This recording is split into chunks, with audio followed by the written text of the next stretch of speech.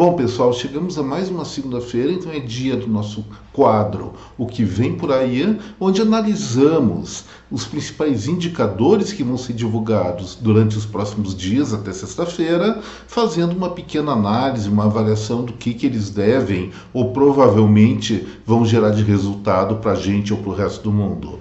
Depois, a respeito da segunda-feira mesmo, eu vou tratar de um assunto que já vem circulando aqui no Brasil desde o início do ano passado, mas parece que pode começar a entrar em validade em agosto e não é nada bom. Trata-se de uma maior intervenção dos sindicatos de trabalhadores para determinar se os profissionais que trabalham no comércio e serviço vão poder trabalhar ou não em finais de semana ou feriados. Se isso virar realidade, vai ser um grande retrocesso, explico direitinho nesse vídeo. Meu nome é Eduardo Starosta e esse é o canal Fora de Curva. Bom, para começar a conversa, eu quero me referir a uma reportagem feita pelo próprio IBGE, a agência de notícias do IBGE, que falou a respeito do mercado de trabalho que em 2023 o número de sindicalizados caiu para 8,4 milhões de trabalhadores, é o menor número desde 2012.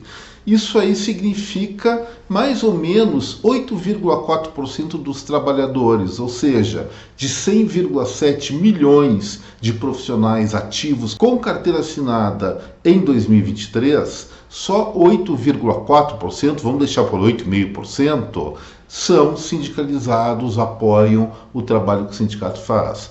Então, os outros 91,5% ou 91,6% das pessoas empregadas não querem saber da tutela desses representantes. Olha, respeito sindicatos, mas também respeito aquelas pessoas que não querem saber do sindicato para tutelar sua vida laboral. E eles devem ser respeitados, evidentemente. E pelo jeito não vão ser respeitados por conta de uma forte campanha do ministro do Trabalho do governo federal, Luiz Marinho. No ano passado, já em novembro, quase no final do ano passado, então, exatamente no dia 13 de novembro de 2023, ele publicou uma portaria, deixando claro, determinando, na verdade, que os trabalhadores não poderiam mais livremente negociar com os proprietários de comércio e serviços para trabalhar ou não em finais de semana e feriados. Lembrando o seguinte, especialmente em lugares turísticos, finais de semana, o domingo exatamente, e os feriados são os momentos em que mais se gera renda, mais esses trabalhadores vão ganhar eventualmente comissão, participação no lucros, as lojas vão ter mais atividade, fazendo o crescimento da economia dos municípios. E o que aconteceu? Essa portaria dizia o seguinte: não adianta mais, não vale mais a livre negociação. O que vale, só vai valer isso se o sindicato tiver uma convenção coletiva aprovando esse trabalho em feriados. Isso rompe ou vai contra a chamada Lei da Liberdade Econômica, cujo número é 13.874 de 2019. Podem consultar no site da Câmara ou do Senado, que vai estar bem claro que prevalece a livre negociação entre trabalhadores e empresários, sem essa intermediação que a maioria dos profissionais não querem saber. Como eu falei, em torno de 91,6% não querem saber do sindicato tutelando a sua vida, mas por uma ligação aí afetiva ou até de compromisso político, o ministro Luiz Marinho, que veio do meio sindical, quer colocar esses sindicatos na parada, mas sem legitimidade. Eles não são representativos a esse ponto. É claro que se tiver um grupo de trabalhadores ou apenas um trabalhador sindicalizado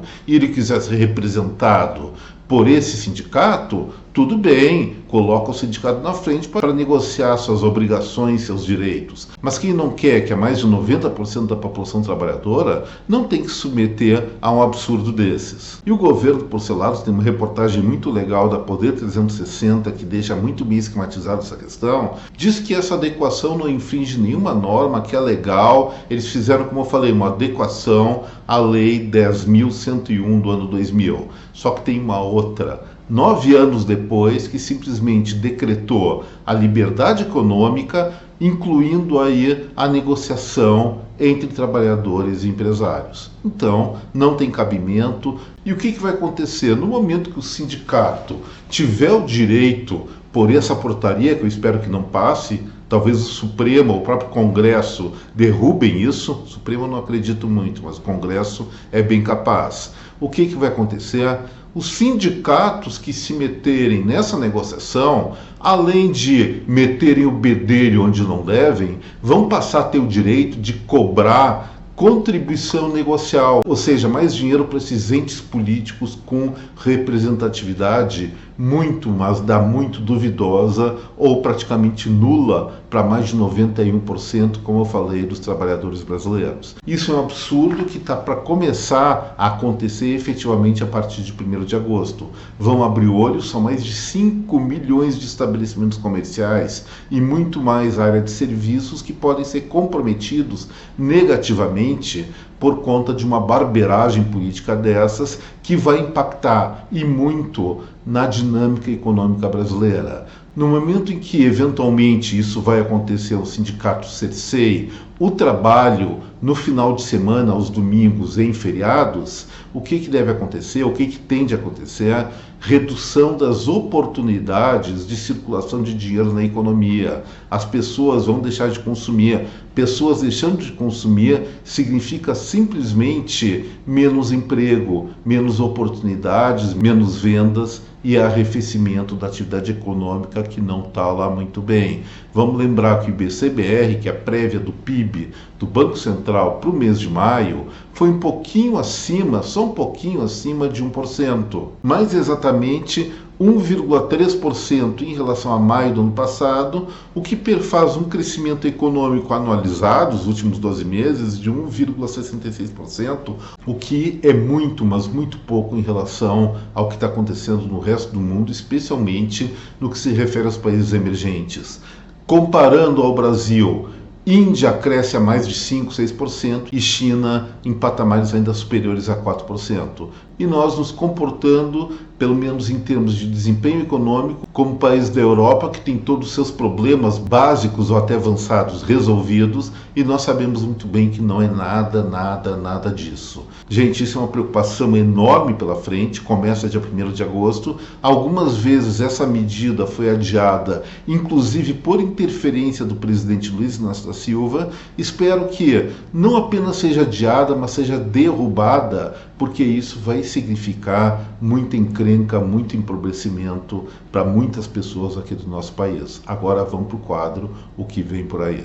Na terça-feira nós vamos sair daqui do Brasil e lá para os Estados Unidos para avaliar como é que está o varejo deles. Vai sair um indicador de vendas referente ao mês de junho, com uma expectativa de alta da ordem de 2,3%, 2,2%. O que chama atenção? As vendas por lá continuam crescendo, isso sempre em relação ao mesmo mês do ano anterior, então é junho de 2024 em comparação a junho de 2023, e crescendo, mas desacelerando, significa um arrefecimento da atividade econômica por lá. Isso aí também está sendo demonstrado pelo índice de preço ao consumidor deles, que ficou estável, uma pequena deflação em junho. Então, esse contexto aqui é interessante para o Brasil, claro que é, porque no momento em que os indicadores deixam de estar tão vigorosos como estão nos últimos anos, isso vai levar o Banco Central deles, o Federal Reserve, que é um nome chique, a pensar mais consistentemente ou mais enfaticamente em reduzir a taxa de juros por lá.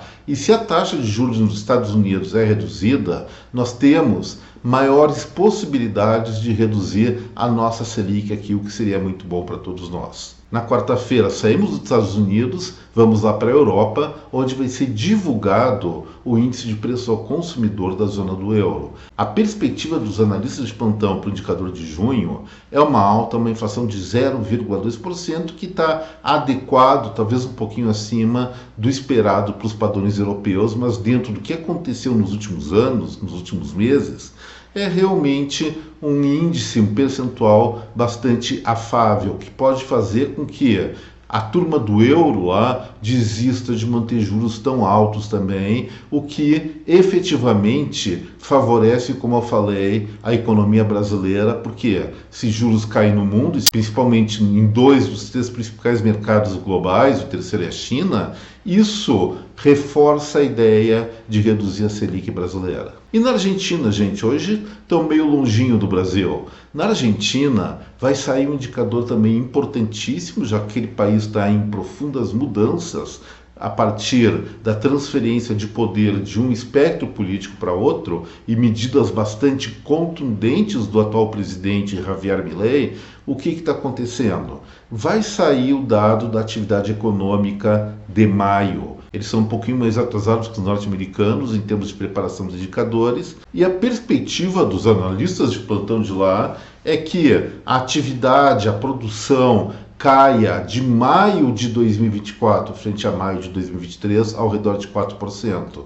Olha, eu não acredito muito nisso não. O que eu tenho observado na Argentina, na economia argentina, que eles sim estão em recessão. As medidas do decreto número 70 de 2023, que fez um monte de mudanças na economia e na burocracia argentina, eles estão sendo sentidos agora, mas não tinha muito diferente a fazer, pelo menos pelo que eu entendi quando li esse decreto. Mas o fato é o seguinte, a atividade econômica continua caindo, mas caindo cada vez menos. Então, se no mês de abril houve uma retração da ordem de 1,7%, eu acredito que talvez até fique nesse patamar, não queda de 4%, mas queda entre 1% e 2%, acho que é bem mais dentro da realidade. Na quinta-feira nós vamos aferir esse indicador. E na sexta-feira, hoje não tem nada de Brasil em termos de perspectivas de indicadores importantes, vamos visitar um país que está meio fora de moda, agora voltou às manchetes, porque houve também uma mudança de poder. O Partido Conservador, depois de quase 2 décadas, perdeu o poder das eleições para o Partido Trabalhista, mais à esquerda, e vai ser divulgado o núcleo de vendas ou o que aconteceu no varejo em junho lá no Reino Unido. Em maio houve um crescimento então no varejo de 1,2% frente a maio de 2023, depois em abril, só para enfatizar melhor, houve uma retração de 3% e esperando agora o resultado de junho, a tendência é de um crescimento bastante modesto também.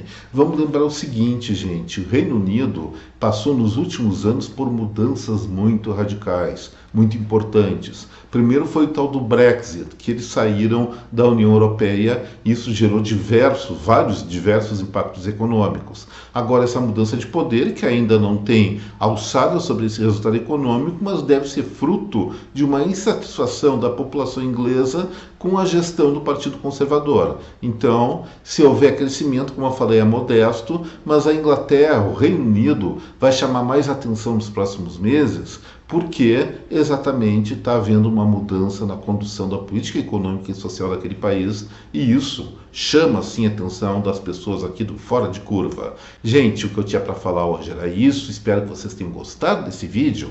E se gostaram, não esqueçam o like, o compartilhamento e a inscrição no canal para quem ainda não é inscrito. Um forte abraço a cada um de vocês, uma excelente, uma baita, feliz, cheia de realizações semana. Até breve. Tchau, gente.